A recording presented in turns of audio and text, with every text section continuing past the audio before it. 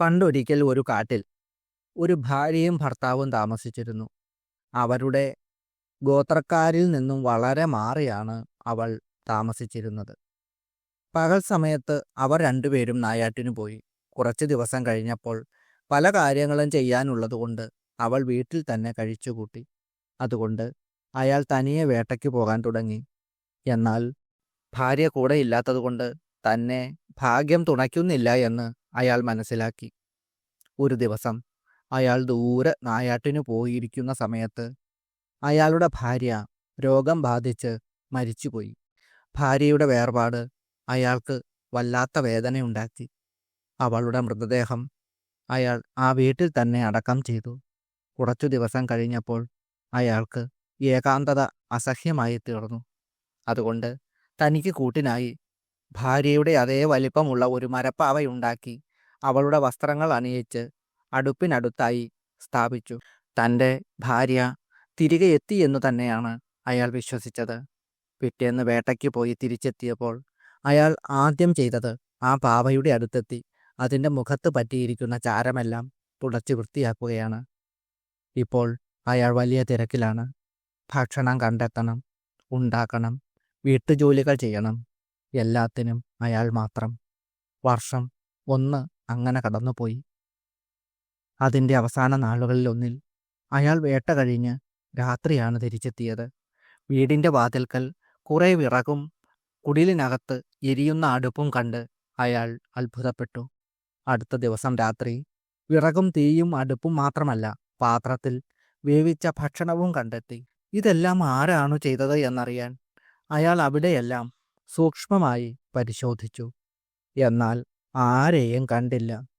അടുത്ത ദിവസം വളരെ അകലെ നായാട്ടിന് പോകാതിരിക്കാൻ അയാൾ ശ്രമിച്ചു.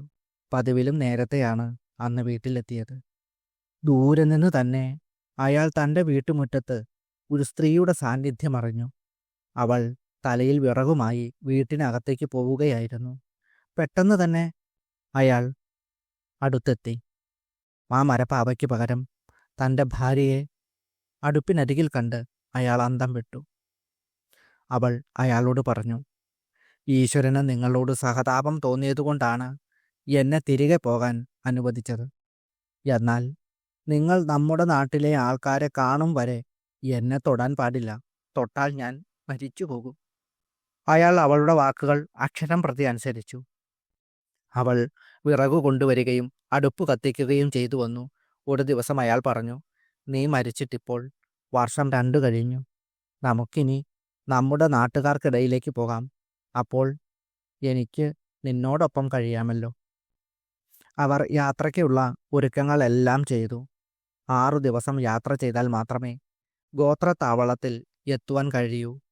എന്നാൽ ഒരു ദിവസം മാത്രം ബാക്കി നിൽക്കെ മഞ്ഞ് പെയ്യാൻ തുടങ്ങി. ക്ഷീണിതരായ അവർക്ക് എവിടെയെങ്കിലും വിശ്രമിക്കണമെന്ന് തോന്നി. അവർ തീയെരിച്ച് ഭക്ഷണം പാകം ചെയ്തു. ഉറങ്ങാനായി പായ വിരിച്ചു. അപ്പോൾ അയാളുടെ ഹൃദയം വല്ലാതെ അസ്വസ്ഥമായി. അയാൾ അവൾക്കു നേരെ കൈനീട്ടി. എന്നാൽ അവൾ അത് തട്ടിമാറ്റി. നമ്മൾ ഇതുവരെ ആരെയും കണ്ടിട്ടില്ലല്ലോ, അതുടനെ ഉണ്ടാവും, ദയവായി ക്ഷമിക്കൂ. എന്നാൽ അവളുടെ വാക്കുകൾ അയാൾ ശ്രദ്ധിച്ചതേയില്ല. അദ്ദേഹം അവളെ തന്നിലേക്ക് വലിച്ചടുപ്പിച്ചു. എന്തത്ഭുതം! അയാൾ ചേർത്ത് പിടിച്ചത് വെറും ഒരു മരപ്പാവയായിരുന്നു. തൻ്റെ കൈകൾക്കുള്ളിൽ മരപ്പാവയാണ് എന്ന് ബോധ്യമായപ്പോൾ ദുഃഖം കൊണ്ട് വിവശനായി അയാൾ അതിനെ തള്ളി മാറ്റി തൻ്റെ താവളത്തിലേക്ക് തിരക്ക് പിടിച്ച് നടന്നു. അവിടെ ചെന്ന് എല്ലാവരോടും പറഞ്ഞു കേൾപ്പിച്ചു. ചിലരെങ്കിലും അവരുടെ വിശ്രമസ്ഥാനത്ത് ചെന്നു നോക്കി. അവിടെ ഒരു മരപ്പാവ കിടക്കുന്നുണ്ടായിരുന്നു. മഞ്ഞിൽ 2 ആളുകളുടെ കാൽപ്പാടുകളും തെളിഞ്ഞു കണ്ടു. ഒരാളുടേത് മരപ്പാവയുടെ കാലടികൾ പോലെ ഇരുന്നു. പിന്നീട് അയാൾ ജീവിതകാലം മുഴുവൻ അതിനെ ചൊല്ലി ദുഃഖിച്ചുകൊണ്ട് കഴിഞ്ഞുകൂടി. പ്രണവപ്രകാശത്തിൻ്റെ പുതിയ ഒരു അധ്യായത്തിലേക്ക് എല്ലാവർക്കും സ്വാഗതം. ഹ്രീം ശ്രീം ഐം മന്ത്രരൂപ ഹരിഹര വിനുതാഗസ്ത്യ പത്നി പ്രതുഷ്ട ഹാദികാദ്യർണതത്വ തത്വാ സുരപതിവരദാ കാമരാജപ്രതിഷ്ഠ ദുഷ്ടാനാം ദാനവാനാം മദഭരഹരണാ ദുഃഖഹന്ത്രീ ബുധാനാം സാമ്രാജ്ഞീ ചക്രരാജ്ഞീ പ്രതിശതു കുശലം മഹ്യമോങ്കാരരൂപ. ഹ്രീം ശ്രീം ഐം മന്ത്രരൂപ. ഹ്രീം ശ്രീം ഐം എന്നിവ ശക്തിയേറിയ ബീജാക്ഷരങ്ങളാണ്. ഈ മന്ത്രരൂപങ്ങൾ തന്നെയായ ദേവി ഹരിഹര വിനുത, വിഷ്ണുവിനാലും ശിവനാലും വന്ദിക്കപ്പെടുന്ന എൻ്റെ അമ്മേ. അഗസ്ത്യപത്നി പ്രതുഷ്ട, അഗസ്ത്യ മഹർഷിയുടെ പത്നിയായ ലോപാമുദ്രയുടെ ഭക്തിയിൽ സംപ്രീതയായ ദേവി.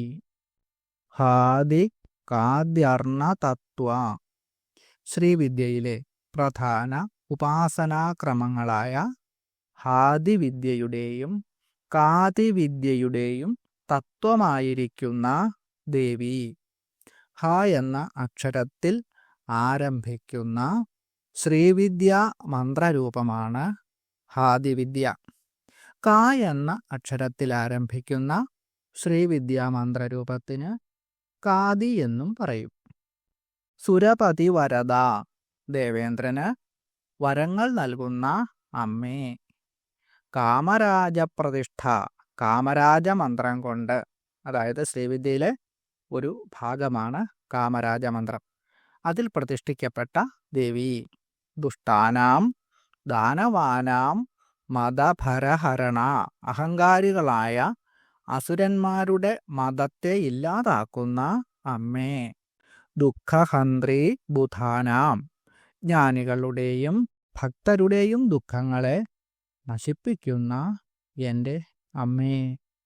സാമ്രാജ്ഞി ചക്രരാജ്ഞി, പ്രപഞ്ചത്തിൻ്റെ ചക്രവർത്തിനിയും ശ്രീചക്രത്തിൻ്റെ അധിപതിയുമായ എൻ്റെ അമ്മേ. മഹ്യം ഓങ്കാര രൂപ, ഓങ്കാരത്തിൻ്റെ, അതായത് പ്രണവത്തിൻ്റെ സ്വരൂപമായിട്ടുള്ള ദേവി. പ്രതിശതു കുശലം, എനിക്ക് എപ്പോഴും നിലനിൽക്കുന്ന ആനന്ദം നൽകി അനുഗ്രഹിക്കണമേ. ഹ്രീം ശ്രീം ഐം എന്നിങ്ങനെയുള്ള മന്ത്രങ്ങളുടെ രൂപത്തിൽ വിളങ്ങുന്നതും വിഷ്ണു ശിവൻ എന്നിവരാൽ സ്തുതിക്കപ്പെടുന്നതും അമ്മയാണ്. അഗസ്ത്യ മഹർഷിയുടെ പത്നിയായ ലോപാമുദ്രാദേവിയുടെ ഭക്തിയിൽ അമ്മ സംപ്രീതയാണ്. ഹ ക എന്നീ അക്ഷരങ്ങളിൽ ആരംഭിക്കുന്ന ശ്രീവിദ്യാ മന്ത്രങ്ങളുടെ തത്വവും എൻ്റെ അമ്മേ അവിടുന്ന് തന്നെ. ദേവേന്ദ്രന് വരങ്ങൾ നൽകി അനുഗ്രഹിച്ച അമ്മ കാമരാജമന്ത്രത്തിൻ്റെ ചൈതന്യവുമാണ്.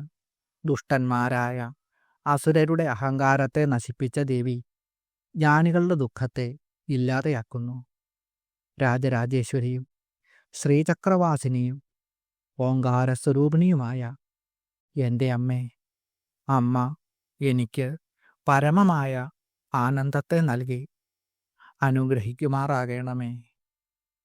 ഓം ശ്രീ ലളിതാംബികായൈ നമഃ. ഓം മാധ്വീപാനാലസ എന്നതാണ് ലളിതാ സഹസ്രനാമത്തിലെ 575 മന്ത്രം. മാധ്വീപാനം കൊണ്ട് അലസയായവൾ എന്നാണ് ഈ നാമമന്ത്രത്തിൻ്റെ അർത്ഥം. തൊട്ടടുത്ത മന്ത്രമാണ്, അതായത് 576 മന്ത്രം. മത്ത എന്നത് മതിച്ചവൾ എന്നാണ് ഈ മന്ത്രത്തിൻ്റെ അർത്ഥം. ഈ രണ്ട് മന്ത്രവും ചേർത്താണ് ഇവിടെ അർത്ഥം പറയുന്നത്. മാധ്വി എന്ന മദ്യം മധുവിൽ നിന്നും, അതായത് തേനിൽ നിന്നും ഉണ്ടാക്കുന്ന ഒരു മദ്യമാണ്. കുലാർണവ തന്ത്രത്തിൽ ഈ മദ്യം ഉണ്ടാക്കുന്നതിൻ്റെ വിധി ഇങ്ങനെ പറഞ്ഞു കാണുന്നുണ്ട്. അതിവിശിഷ്ടമായ ഔഷധങ്ങൾ ചേർത്താണ് ഈ മദ്യം ഉണ്ടാക്കുന്നത്. നല്ല ചെറുതേനെടുത്ത് അതിൻ്റെ ഇരട്ടി വെള്ളം ചേർത്ത് ഒരു കുടത്തിൽ വയ്ക്കുക. 12 ദിവസം ഇത് അടച്ചു വെച്ച് സൂക്ഷിക്കണം. കരിമ്പ്, കരുവേലപ്പട്ട, ഞാവൽത്തൊലി എന്നിവ വെള്ളത്തിൽ കഴുകി അതിൽ തെങ്ങിൻ്റെ പൂക്കുല ചേർക്കുക. ഒരു പിടി വീതം കടുക്കയും ഉപ്പും ത്രികടുവും, ചുക്ക്, മുളക്, തിപ്പലി എന്നിവയാണ് ത്രികടു, അതിൽ ചേർക്കുക. എല്ലാം ചേർത്ത് നന്നായി യോജിപ്പിക്കുക. 13-ാമത്തെ ദിവസം ഈ കൂട്ട് കുടത്തിൽ അടച്ചു വച്ചിട്ടുള്ള തേനിൽ ചേർത്ത ശേഷം നന്നായി അരിച്ചെടുക്കുക. ഇതാണ് മാധ്വി എന്ന മദ്യം. കുലാർണവ തന്ത്രത്തിലെ പഞ്ചമോല്ലാസത്തിലാണ് ഇപ്രകാരം മദ്യമുണ്ടാക്കുന്ന വിധി കാണുന്നത്. പൈഷ്ടി, ഗൗഢി, മാധ്വി എന്നിങ്ങനെയുള്ള 3 വിഭാഗം മദ്യങ്ങളെക്കുറിച്ച് ഈ ഭാഗത്ത് ചർച്ച ചെയ്യുന്നു. ഇങ്ങനെ ഉണ്ടാക്കിയ മദ്യം കുടിച്ച് അലസയായവൾ എന്നാണ് മാധ്വീപാനാലസ എന്ന മന്ത്രത്തിൻ്റെ അർത്ഥം.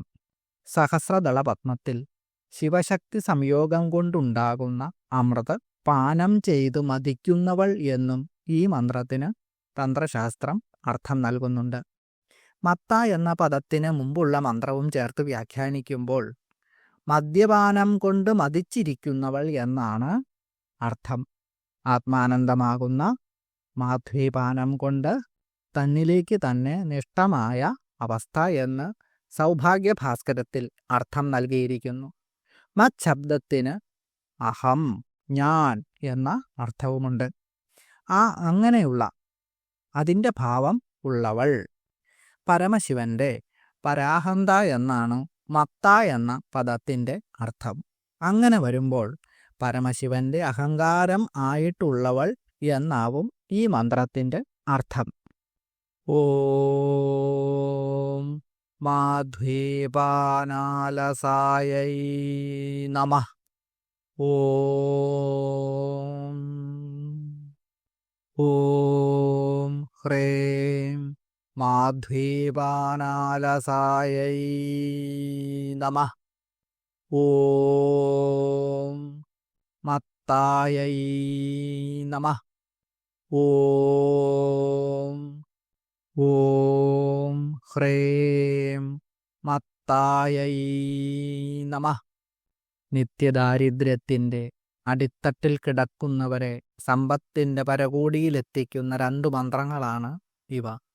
സമ്പത്തിന് മാത്രം പ്രാധാന്യം നൽകിക്കൊണ്ട് ഉപയോഗിക്കാൻ പറ്റിയ മന്ത്രമായി ഈ മന്ത്രത്തെ ജ്ഞാനികൾ ദർശിക്കുന്നു. മുമ്പൊരിക്കൽ ഒരു സന്യാസി വര്യനെ കാണാനിടയായപ്പോൾ അദ്ദേഹം ഈ മന്ത്രങ്ങൾ ശ്രീം എന്ന മഹാലക്ഷ്മി ബീജം ചേർത്ത് ജപിക്കുന്നതിലൂടെ സമ്പത്ത് ആഗ്രഹിക്കുന്നവർക്ക് അത് പെട്ടെന്ന് തന്നെ ലഭിക്കുന്നതാണ് എന്ന് പറഞ്ഞിരുന്നു.